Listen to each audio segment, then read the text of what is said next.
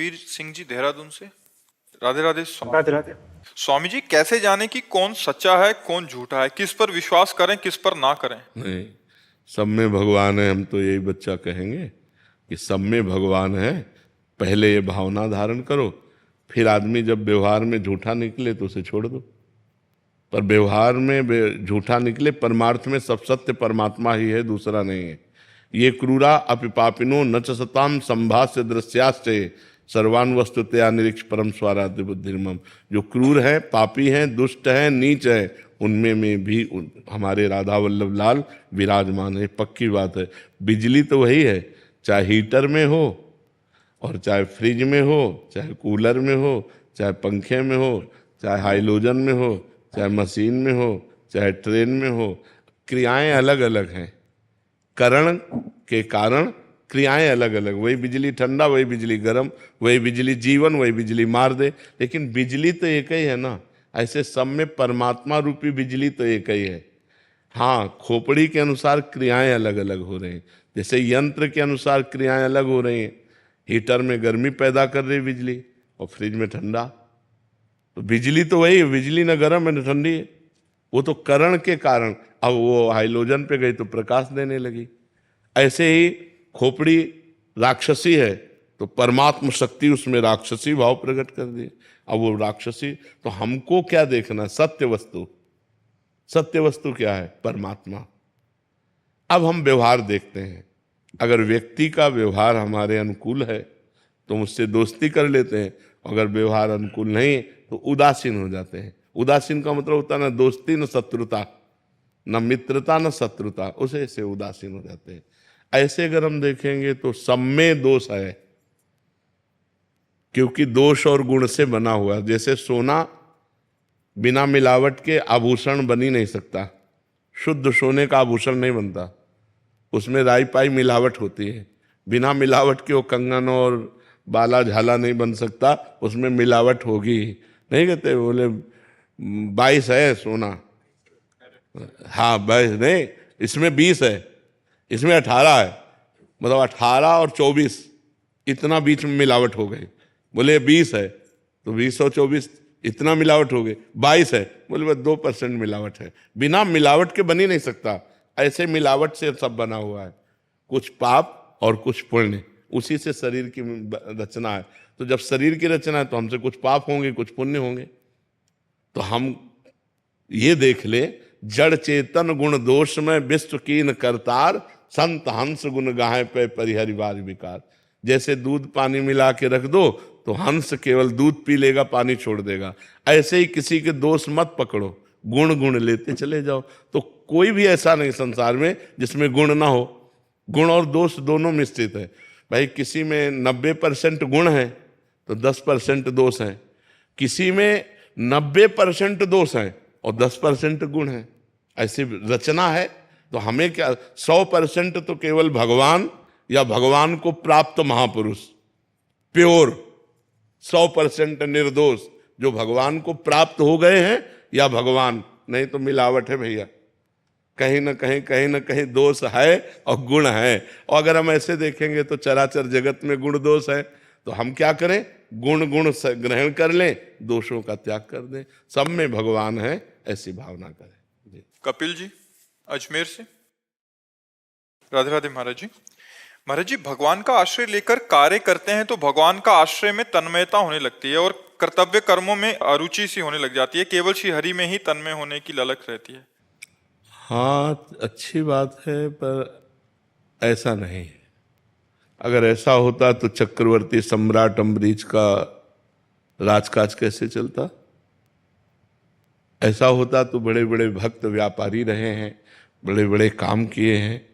हमको ये चाहिए कि भगवान का सुमिरन, भगवान का आश्रय करते हुए कार्य को सम्यक रूप से करें, इतनी भी त्रुटि न होने पावे, तभी तो भगवान की भक्ति का प्रभाव माना जाएगा। अगर ऐसा हो कि भगवान की भक्ति सब कार्य रुकवा देती तो फिर भगवान को कैसे प्राप्त कर पाएगा और वो व्यवहार कैसे कर पाएगा?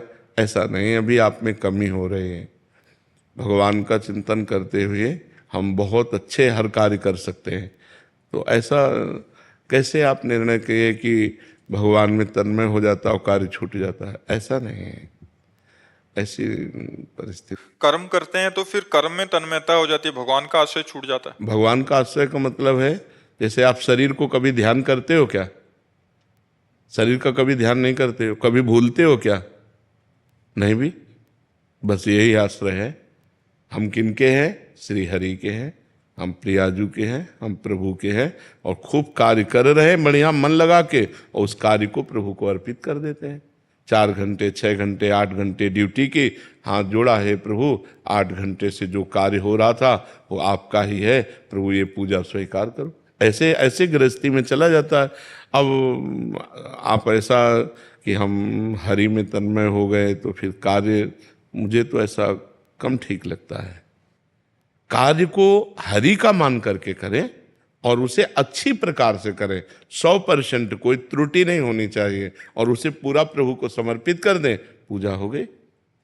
जैसे हम रसोई बना रहे हैं तो पूरे विवेक पूर्वक, अगर नमक नहीं पड़ा तो कैसे प्रभु को भोग सुंदर लगा पाएंगे? हर कार्य हम प्रभु के लिए कर रहे हैं।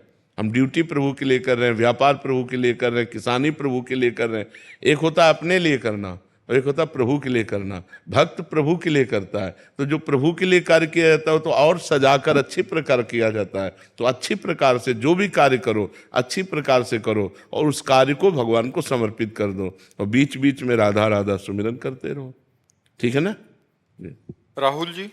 राधे राधे भगवान श्री। राधे राधे महाराज जी। महाराज जी, आजकल के बच्चे में नशे और गंदी आदतें बढ़ रही हैं, तो उनको रोकने के लिए हम कैसे और क्या प्रयास कर सकते हैं?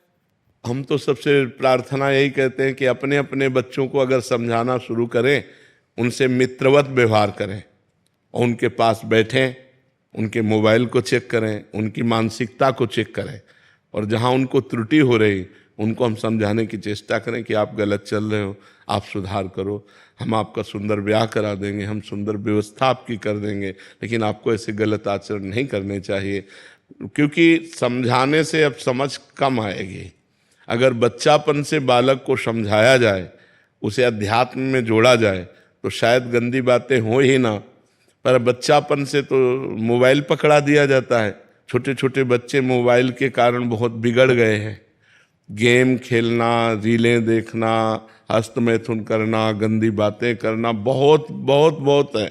बहुत बच्चों के जीवन नष्ट हो रहे हैं। जवान जवान बच्चे इंजेक्शन लगा करके वो जहर ले रहे हैं, नशा ले रहे हैं, और बॉयफ्रेंड गर्लफ्रेंड सब गंदी बातें हो रही। तो हमें लगता है माता पिता बच्चों को अगर क्लास लें एकांत में, उनसे मित्रता पूर्वक, और धीरे धीरे उनके दुर्गुणों को उनको समझाएं कि इससे तुम्हारी हानि हो जाएगी, तुम्हारा जीवन नष्ट हो सकता है, इसमें तुम फंस सकते हो, तो बचाया जा सकता है। और अध्यात्म के बिना किसी के जीवन को पवित्र नहीं किया जा सकता।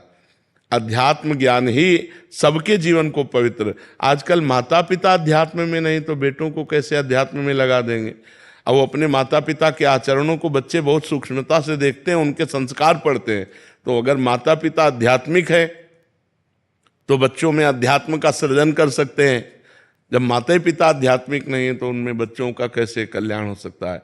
तो हमें लगता है पहले माता पिता सुधरे, अपने आचरण सुधारें, अपना व्यवहार सुधारें, और खुद भगवान की भक्ति में अपने चित्त को जोड़ें, तो भगवान से प्रार्थना करें कि हमारी संतान पवित्र विचार वाली बने, हमारी संतान बुद्धिमान हो, हमारी संतान स्वस्थ हो, हमारी संतान आध्यात्मिक और लौकिक दोनों उन्नति करने वाला हो। तो हो सकता है, नहीं तो बह रहा है संसार, असत की तरफ बहता चला जा रहा है जी। उर्वशी जी, कनाडा से। राधे राधे महाराज जी। महाराज जी, बिना भगवान के कुछ नहीं मिलता। मुझे भक्ति करनी है पर हो नहीं पाती महाराज जी। मुझे अपना अंदर भगवान के लिए प्यार चाहिए महाराज। नाम जप करो, नाम जप भक्ति का शुद्ध स्वरूप है। तदर्पिता अखिलाचारिता तदस्मरणेन परम व्याकुलतेति। हर कर्म भगवान को समर्पित करना और भगवान का नाम जप करना। थोड़ी भी भूल होने पर बहुत हृदय जलने लगे कि मैं अपने प्रभु को कैसे भूल गई, यही भक्ति का स्वरूप। कोई क्या कठिन है? राधा राधा राधा राधा राधा राधा। जो नाम प्रिय हो नाम जप करो, और जो कार्य कर, मानो झाड़ू लगाया, पोछा लगाया, भगवान को अर्पित कर दिया। रसोई बनाई, वो समय वो कर्म भगवान को अर्पित कर दिया, बच्चों को सजाया, दुलार किया, पति की सेवा की, हर कर्म भगवान को समर्पित कर दो, ये पूजा हो जाएगी। नाम जप कर रहे हो, बहुत सुंदर भक्ति बन जाएगी। इसमें कोई कठिनता थोड़ी है। प्रातः काल से उठकर अपने परिवार की सेवा करो, उसी को पूजा मान लो। बस नाम जप करते रहो, नाम जप साथ में है, और जो भी कर्म आप कर रहे हो वो सब पूजा है, उसी से भगवान की प्राप्ति हो जाएगी। पुनीत जी बोले।